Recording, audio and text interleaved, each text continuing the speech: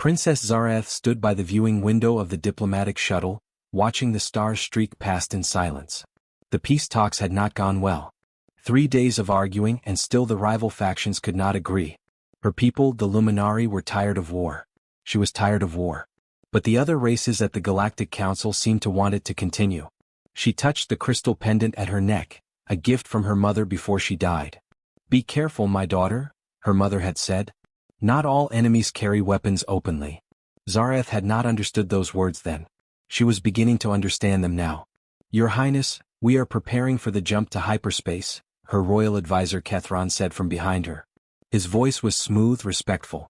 He had served her family for 20 years. She trusted him completely. "Very well," she replied, turning away from the window. "I want to sleep during the journey. Wake me when we reach our home system." Kethron bowed low. "Of course, Princess. Rest well." Zareth walked to her private chamber and sealed the door. She removed her formal robes and lay down on the sleeping platform. Tomorrow she would face her father, the Emperor, and tell him that peace was still far away. He would be disappointed. She closed her eyes and drifted into sleep. She did not know that Kethron was already entering commands into the shuttle's navigation system. Commands that would change everything. His hands shook slightly as he worked. The money they had promised him was enough to retire to a paradise world. All he had to do was make sure the princess never reached home. A simple course correction. A small malfunction. An accident that no one could trace back to him. The shuttle jumped to hyperspace, but it did not follow the correct route home. Zareth woke to the sound of alarms screaming through the ship. Red lights flashed everywhere. The shuttle was shaking violently. She ran to the control deck, her sleeping gown flowing behind her. "What is happening?" she shouted. The pilot turned to her, his face full of fear. "Princess, the navigation system has failed. We are dropping out of hyperspace, but I do not know where we are." "Where is Kethron?" she demanded. "He took an escape pod, Your Highness. Right after the alarm started. He said he was going for help." Zareth felt ice fill her veins.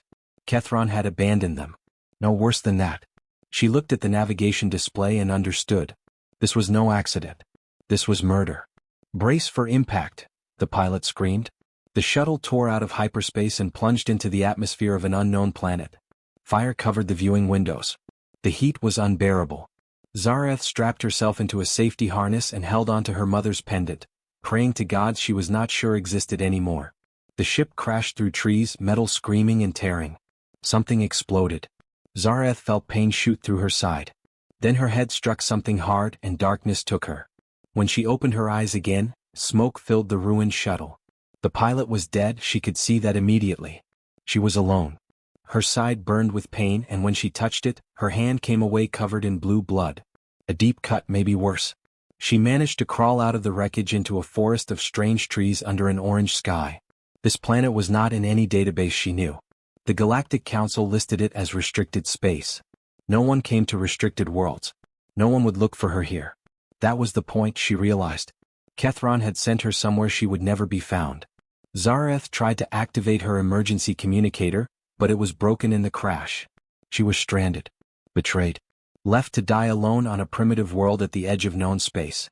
As her vision began to blur from blood loss, she heard something moving through the forest. Footsteps. And a strange sound like heavy breathing. She tried to crawl away but collapsed. The footsteps came closer. Then everything went black. Zareth woke up warm. This surprised her because she expected to be dead.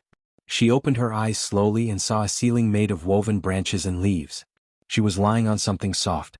Her wounds had been cleaned and wrapped with white cloth. Someone had saved her life. She sat up quickly, then gasped in pain. Her injured side was bandaged, but it still hurt terribly. "Easy there," a voice said in Galactic Common, though the accent was strange. "You lost a lot of blood. Don't move too fast." Zareth turned her head and saw him. A human male, young with dark hair and kind eyes. He wore simple clothes and carried no weapons she could see. Behind him stood something that made her heart freeze with fear. A beast. A creature with 4 legs, pointed ears and sharp teeth. It was looking directly at her. "Please do not let your beast eat me," Zareth whispered, pressing herself against the wall of the shelter. The human looked confused, then laughed softly. "Rex? He won't hurt you. He's a dog. A good boy." He patted the creature's head and it made a happy sound, its tail moving back and forth. "I am Marcus Chin," the human said. I'm a scout for Earth's exploration program. My sensors picked up your crash 2 days ago. You've been unconscious this whole time. 2 days. Zareth felt panic rising. I must contact my people. I must. Your communication equipment was destroyed, Marcus interrupted gently. I checked. I'm sorry. My own long-range transmitter can't reach beyond this system. We're pretty far from the main travel lanes. Zareth felt tears forming in her eyes. She was truly alone. Stranded with a primitive human and his beast on a world no one would search. The dog Rex made a soft whining sound. He walked slowly toward her, keeping his body low. Zareth pressed harder against the wall, but she was too weak to run. The beast came closer and closer until his large head was right next to her. Then he did something she did not expect. He gently placed his head on her lap and looked up at her with brown eyes that seemed almost sad. His tail moved slowly back and forth. He can tell you're upset, Marcus explained. Dogs are good at that. Rex was trained to help people who are hurt or scared. It's okay to pet him if you want. Hesitantly, Zareth touched the soft fur on Rex's head. The dog closed his eyes and leaned into her hand, making a contented sound. Something about the gesture made her feel less alone. This beast, this dog, was trying to comfort her. Are you hungry? Marcus asked. He pulled out a package of food and offered it to her. It's not much. Human rations. But it's all I have. You would share your limited food with me? Zareth asked, surprised. Her people taught that humans were selfish and dangerous. Why? Marcus looked puzzled by the question. Because you need help. That's reason enough, isn't it? He opened the package and handed her half. The food was simple but filling. They ate in silence while Rex lay with his head still on her lap, providing warmth and strange comfort. My name is Zareth, she finally said. I am a princess of the Luminary Empire. Well, Your Highness, Marcus said with a small smile, right now you're just another person who needs help, and I'm going to make sure you get home safely. Before Zareth could respond, a beeping sound came from Marcus's wrist device. His face changed immediately, becoming serious and worried. That's not good, he said quietly, checking the display. Multiple ships just entered orbit. They're scanning the surface. He looked at Zareth with concern. Are those your people coming to rescue you? Zareth felt her blood turn cold. She knew the truth. No, she whispered. Those are the people who tried to kill me. They have come to finish what they started. Rex lifted his head, sensing the fear in the shelter. Marcus stood up, his jaw set with determination. Then we need to move. Now. Marcus moved quickly, gathering his equipment and packing everything into his travel bag. Zareth tried to stand, but her legs were still weak. Without hesitation, Marcus helped her up and let her lean on him. We need to hide your tracks, he said, looking at Rex. Can you walk?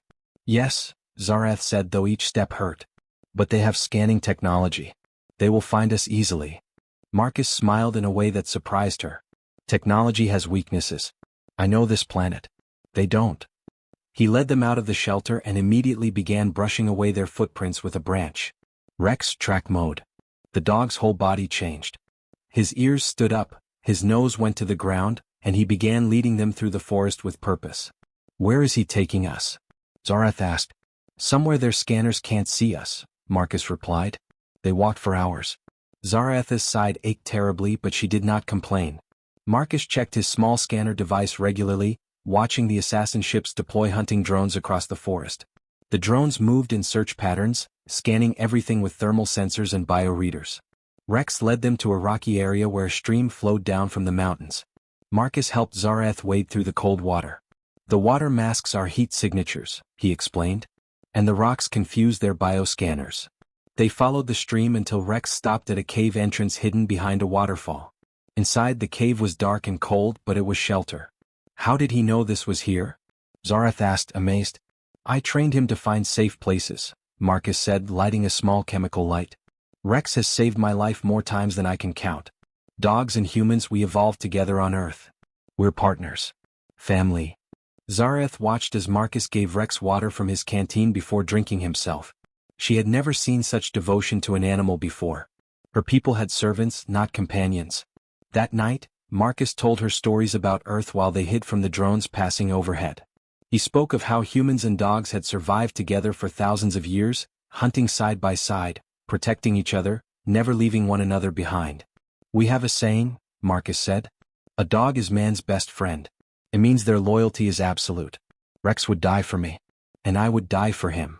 Zareth began to understand something her royal education had never taught her. The humans were not primitive. They simply valued different things. On the third day of running, the assassins found them. A squad of 4 Luminari soldiers appeared on the ridge above their position. Zareth recognized their armor. Elite killers. Princess Zareth, their leader called out. Your presence has been requested elsewhere. Come peacefully. Marcus stepped in front of her, his small weapon drawn. She's not going anywhere with you. The assassins laughed. Foolish human. You cannot stop us. They fired. Marcus pulled Zareth behind a rock as energy bolts exploded around them. Rex barked loudly, then did something that made Zareth's heart stop. He ran directly at the assassins, drawing their fire away from Marcus and her. Rex, no! Marcus screamed. The dog was fast, dodging between trees, making the assassins chase him. Marcus used the distraction to return fire, hitting one assassin in the shoulder. But then Zareth heard Rex yelp in pain. One of the energy bolts had struck him. Marcus's face filled with rage and fear. He fought like someone possessed, using the terrain and his knowledge of tactics to force the assassins back. Zareth used her remaining royal tech device to create a blinding light flash, and they escaped in the confusion. They ran until they found Rex lying under a tree, breathing hard. Blood matted his fur. The injury was bad. Marcus fell to his knees beside his companion, tears streaming down his face. Hold on, buddy. Please hold on. Zareth looked at the dog who had saved her life. Then she reached into her pocket and pulled out her last piece of functioning technology. A royal medical device worth more than most planets. It could heal Rex completely. But her people would say he was just an animal. Not worth saving. They would call her foolish. She looked at Marcus's face, at the pure love and desperation there. She thought about loyalty and honor and what it truly meant to be noble. Zareth made her choice. Zareth knelt beside Rex and activated the royal medical device. Blue light poured from the small cylinder in her hand and surrounded the injured dog. Marcus watched with wide eyes as the light sank into Rex's wound, repairing torn flesh and damaged tissue. What are you doing? Marcus whispered. That device, it must be valuable. Some things are worth more than value, Zareth replied quietly. She had never understood that phrase until now. The healing took several minutes. When the light finally faded, Rex opened his eyes and lifted his head. His wound was completely gone. He licked Marcus's face, tail wagging weakly. Marcus pulled his companion close, holding him tight. Thank you, he said to Zareth, his voice breaking with emotion. Thank you. Zareth felt something warm in her chest. On her world, she had servants who obeyed her. She had guards who protected her because it was their duty. But she had never experienced this, true loyalty given freely without obligation or command. You would have done the same for me, she said simply. Yes, Marcus agreed. Without question. They rested in the cave while Rex recovered his strength. Marcus shared his remaining food equally between all 3 of them, giving Rex the largest portion. Zareth noticed everything. The way Marcus checked Rex's breathing. The gentle words he spoke. The absolute trust between them. Why do humans love dogs so much? She asked. Marcus thought for a moment. Dogs don't care if you're rich or poor, powerful or weak. They love you for who you are, not what you have. In a galaxy full of politics and lies, that kind of honesty is rare. Precious. Zareth felt shame wash over her. She had been third heir to an empire, surrounded by people who smiled and bowed. But how many of them truly cared about her? Kethron had served her family for 20 years, and he had sold her life for money. This human and his dog had known her for only days, yet they risked everything to keep her safe. I have been very foolish, she said quietly. My people teach that humans are primitive and dangerous. We were wrong. You understand things we have forgotten. Marcus smiled. We all have things to learn from each other. He pulled out his scanner and checked their position. I have a backup shuttle hidden about 20 kilometers from here. It's old and slow, but it can reach orbit. If we move fast and stay smart, we can make it before they find us. And then? Zareth asked. Then we call for help and hope someone friendly arrives first. They left the cave at dawn. Rex led them through the densest parts of the forest where the assassins' drones could not easily fly. His senses were sharp, alerting them to danger before Marcus's scanner could detect it. Twice they avoided assassin patrols because Rex heard them coming. Zareth learned to move quietly, to watch for signs like Marcus did, to trust Rex's instincts. They worked together as a team. When she stumbled, Marcus caught her. When Marcus's scanner battery died, she used her royal training in tracking stars to guide them. When danger came close, Rex warned them all. On the second night, sitting around a small hidden fire, Zarath told them her story. About the loneliness of the palace. About watching her two older siblings compete for power while she stood alone. About trusting Kethron because she had no one else. "You have us now," Marcus said simply. Rex rested his head on her lap like he had done that first day. Zarath stroked his fur and felt tears fall. She had never had friends before. Only subjects and servants. On the third morning, they reached the valley where Marcus had hidden his shuttle.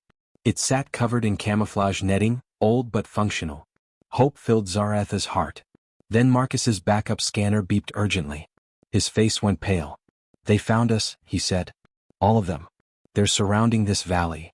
Zarath looked at the shuttle, then at the ridges around them. Assassins were moving into position on every side. There was no escape route left. "We're trapped," she whispered. Marcus checked his weapon. One power cell left. Rex growled low, sensing danger. They were cornered with nowhere to run. Zarath had to make an impossible choice. Zarath looked at the shuttle's control panel. Marcus had one option built in, an emergency distress beacon that would broadcast to every ship in range. But activating it would bring not just rescuers but also more assassins. It would tell everyone exactly where they were. "If I activate the beacon," she said slowly, "both my people and the Galactic Council will come. But the assassins will attack before anyone can reach us." "How long until help arrives?" Marcus asked, loading his weapon. 10 minutes. Maybe 15. Marcus looked at his single power cell and Rex's tired face. "We can hold for 15 minutes. Zarath made her decision. She activated the beacon, then did something more. She used her royal override codes to broadcast a message on all frequencies. Her voice, her testimony about Kethron's betrayal, about the conspiracy to murder her, transmitted to every ship that could hear. "Let them all know the truth," she said. The assassins came fast. Energy bolts rained down from the ridges.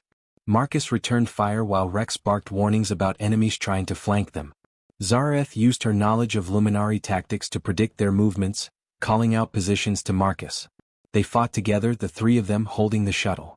Marcus's weapon ran out of power. He switched to throwing rocks and using the terrain. Rex attacked any assassin who got too close, his teeth bared. Zarath found a broken piece of metal and used it as a weapon, fighting alongside them. The lead assassin finally reached them. He pointed his weapon at Zarath. "You should have died quietly, princess. Now you will die with witnesses." Marcus stepped in front of her again. Rex stood beside him, growling. Neither would move. "You'll have to go through us first," Marcus said. The assassin laughed. "Gladly." Then the sky exploded with light. Ships dropped out of hyperspace directly above them. Luminary warships and Galactic Council cruisers appeared together, their weapons already charging. "Stand down," a voice boomed across all channels. "This area is now under Galactic Council protection." The assassins froze. Their leader slowly lowered his weapon. Soldiers in council armor descended on ropes, surrounding everyone. Luminary royal guards landed seconds later. Zarath's father, the Emperor, appeared on the holographic display from his flagship. His face showed both relief and rage. "Daughter, you are safe." "No thanks to your advisor Kethron," Zarath said firmly. "He tried to have me killed. I have transmitted all the evidence." The Emperor's expression darkened. "He has already been arrested. The conspiracy has been exposed. You have done well." A council diplomat stepped forward. "Princess Zarath, we witnessed everything. Your testimony has been recorded. But we also witnessed something else." She gestured to Marcus and Rex. "This human and his companion fought to protect you, asking nothing in return. We have never seen such loyalty." Cameras from a dozen ships had recorded everything. The galaxy was watching Marcus standing between her and death. Rex placing himself in danger. Their absolute refusal to abandon her. Zarath stepped forward. "The Galactic Council believes humans are dangerous. I believe this too. I was wrong. This human showed me more honor than my own people. He risked everything for a stranger. If this is what humans are, then they deserve our respect, not our fear." Her words spread across every channel. The galaxy was listening. Marcus asked only one thing as a reward. "Recognize Earth's companion species as partners, not property. Dogs are not tools. They are family." The council agreed. 3 months later, Zareth stood in her palace and looked at the holographic communicator Marcus had given her. She pressed the button and his face appeared, Rex beside him as always. "How is the new planet?" she asked. "Beautiful," Marcus said with a smile. "And this time we're officially welcomed. Thanks to you." "Thanks to all of us," Zareth corrected. She touched her mother's pendant. "You taught me something important. True nobility is not about titles or power. It is about refusing to abandon those who need you." Rex barked happily through the communicator and Zareth laughed. Somewhere across the galaxy, a human and his dog were exploring new worlds. And a princess had finally learned what friendship truly meant. She was not alone anymore. None of them were.